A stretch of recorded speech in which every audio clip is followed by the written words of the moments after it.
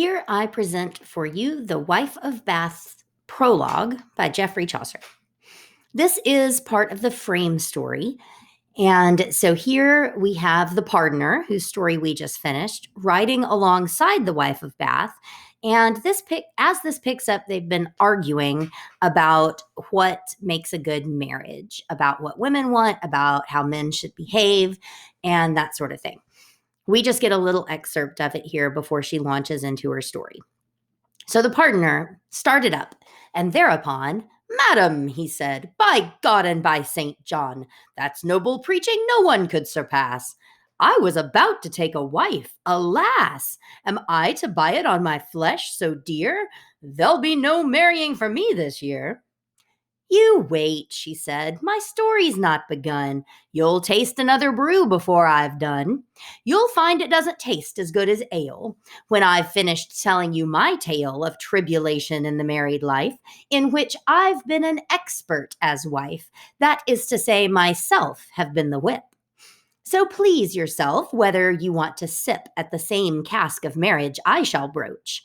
Be cautious before making the approach, for I'll give instances, and more than 10, and those who won't be warned by other men shall suffer their correction.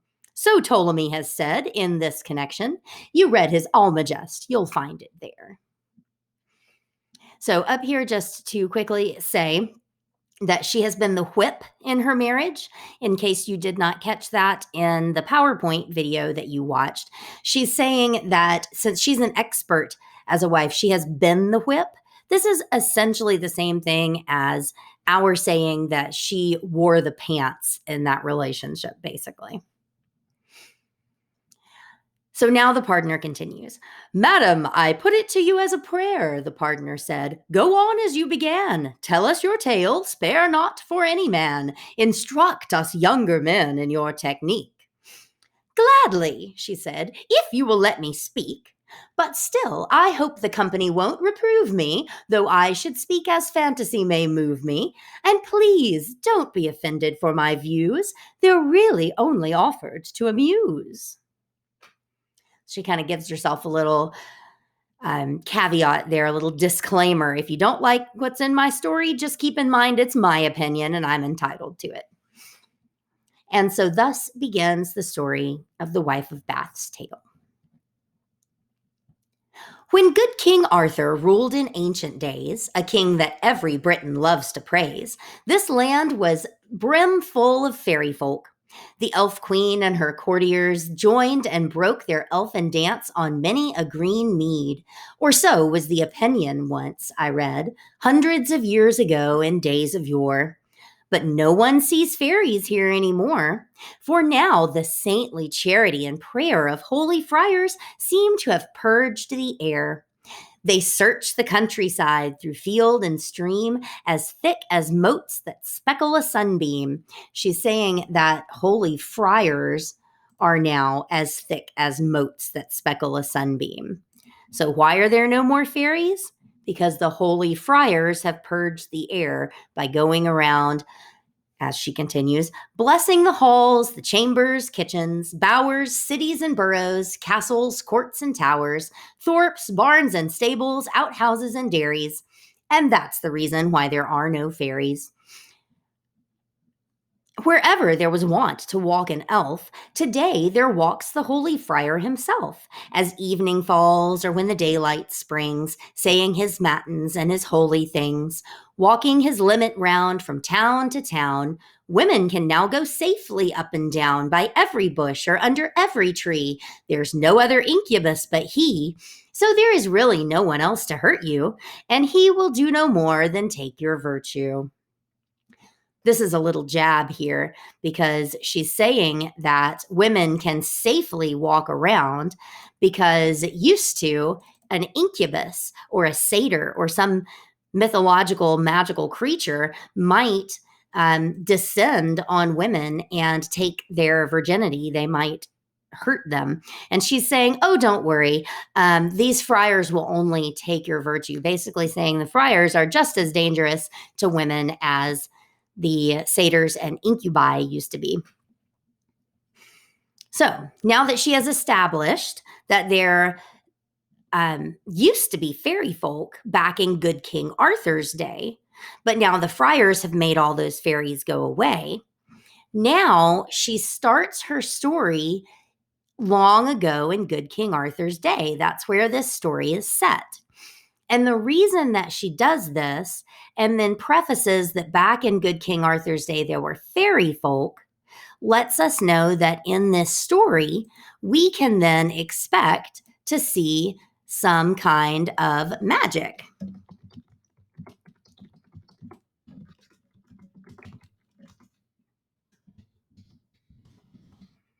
We can expect some fairies or that sort of thing.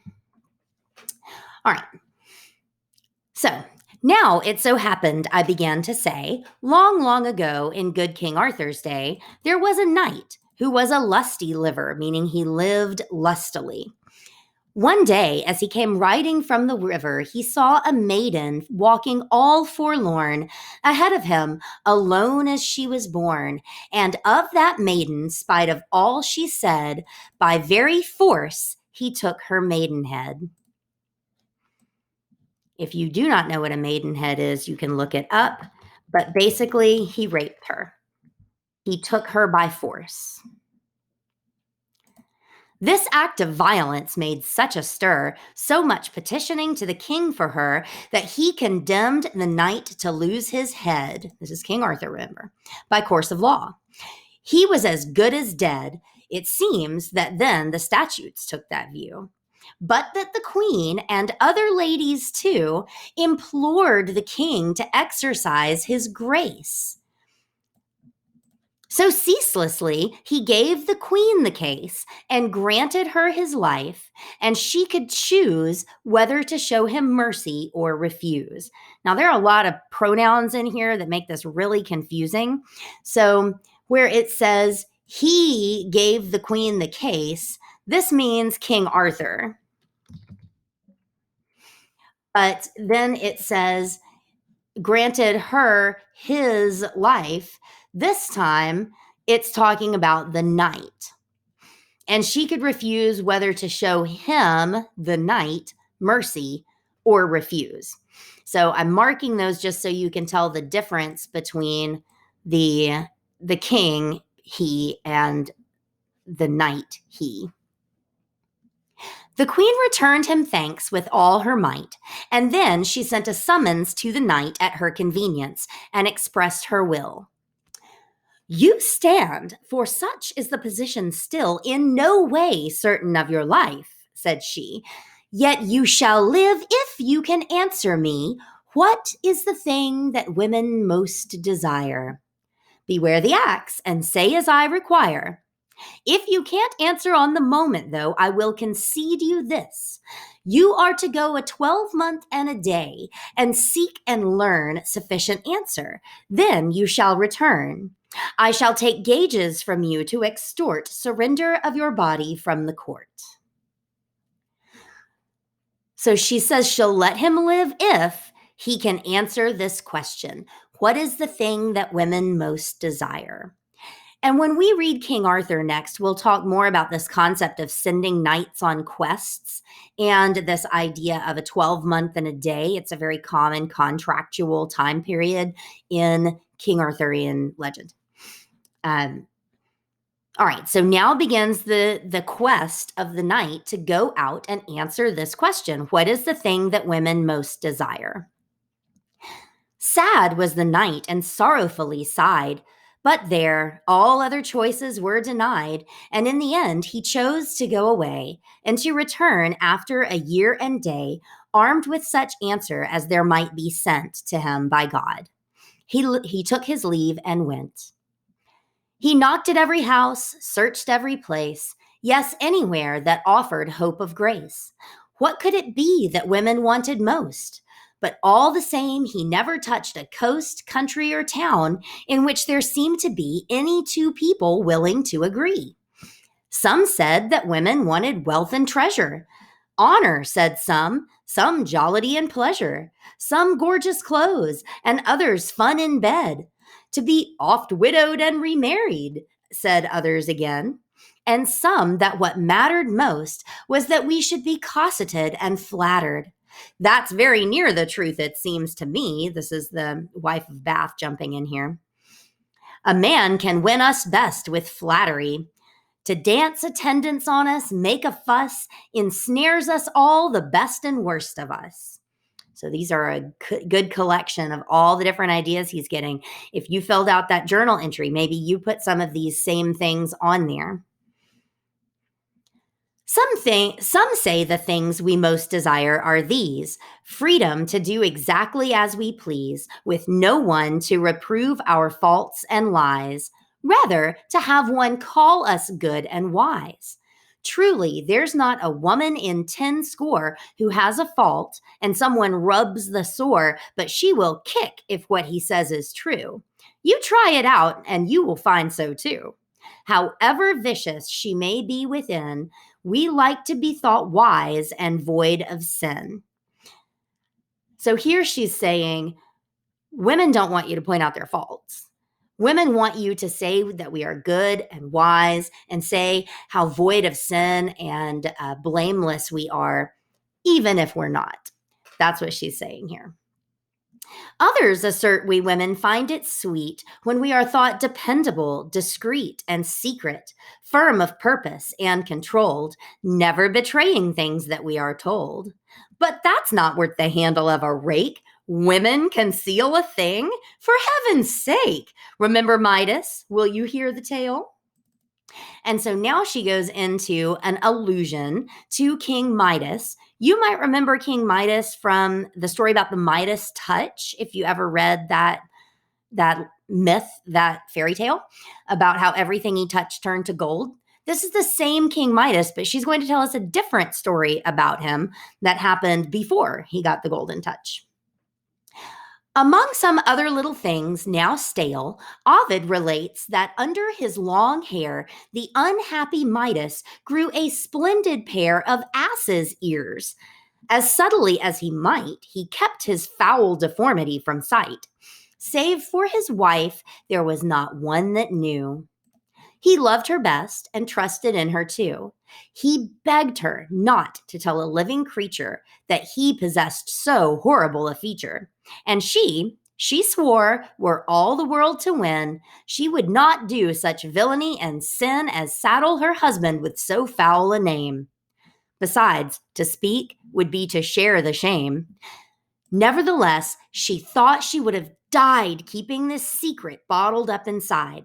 It seemed to swell her heart, and she, no doubt, thought it was on the point of bursting out. Fearing to speak of it to woman or man, down to a reedy marsh she quickly ran and reached the sedge, which means the side of the grasses. Her heart was all on fire, and as a bittern bumbles in the mire, she whispered to the water, near to the ground, "Betray me not, O water, with thy sound.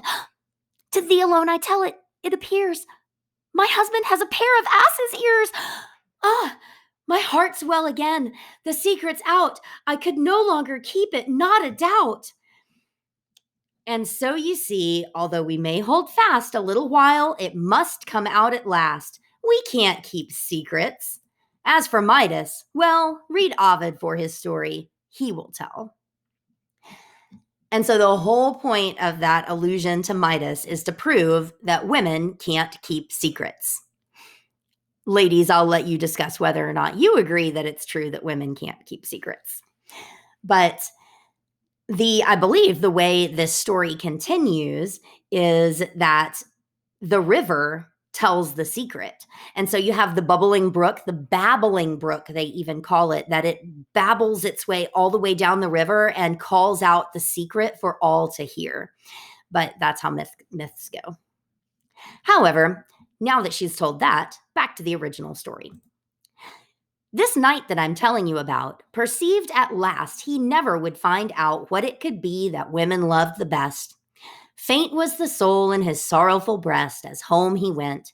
He dared no longer stay. His year was up, and now it was the day. As he rode home in a dejected mood, which means disappointed, Suddenly, at the margin of a wood, he saw a dance upon the leafy floor of 24 ladies, nay, and more. Eagerly he approached and hoped to learn some words of wisdom ere he should return. Ere means before. But lo, before he came to where they were, dancers and dance all vanished into air. There wasn't a living creature to be seen, save one old woman crouched upon the green.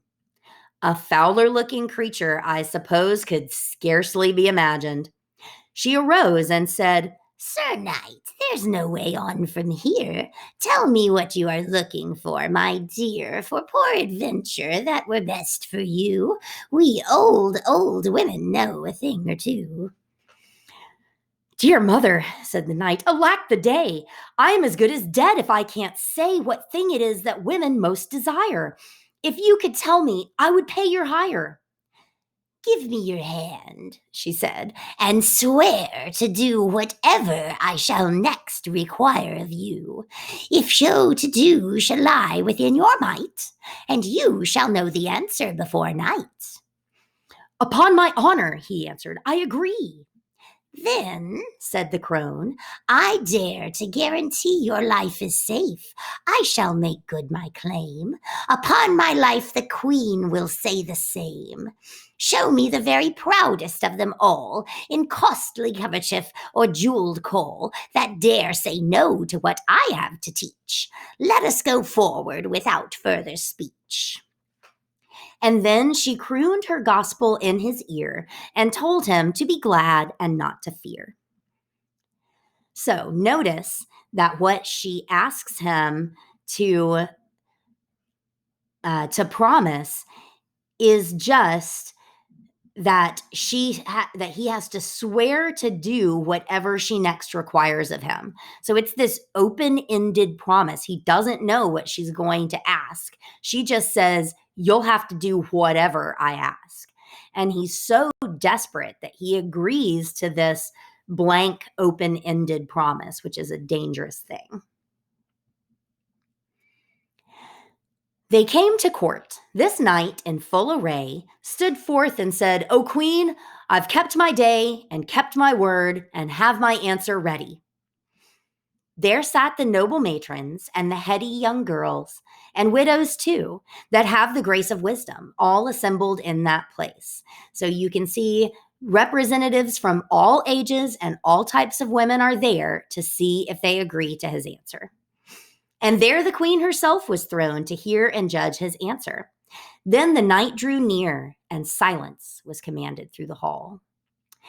The queen gave order that he should tell them all what thing it was that women wanted most. He stood, not silent like a beast or post, but gave his answer with the ringing word of a man's voice, and the assembly heard, "My liege and lady and general," he said.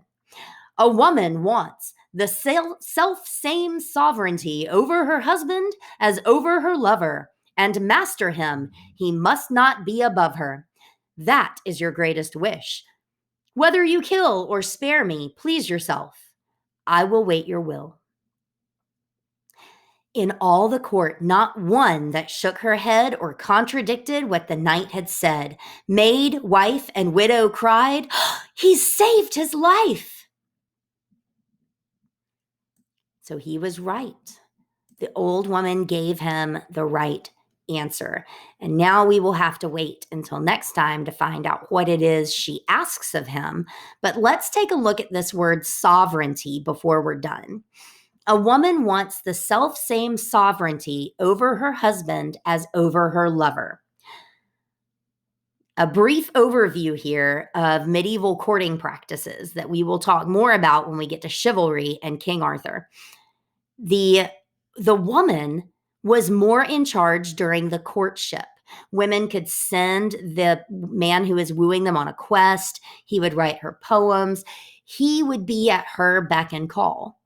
But the understanding was once they got married and she became wife and he became husband, then she begins to serve him and do everything that he says.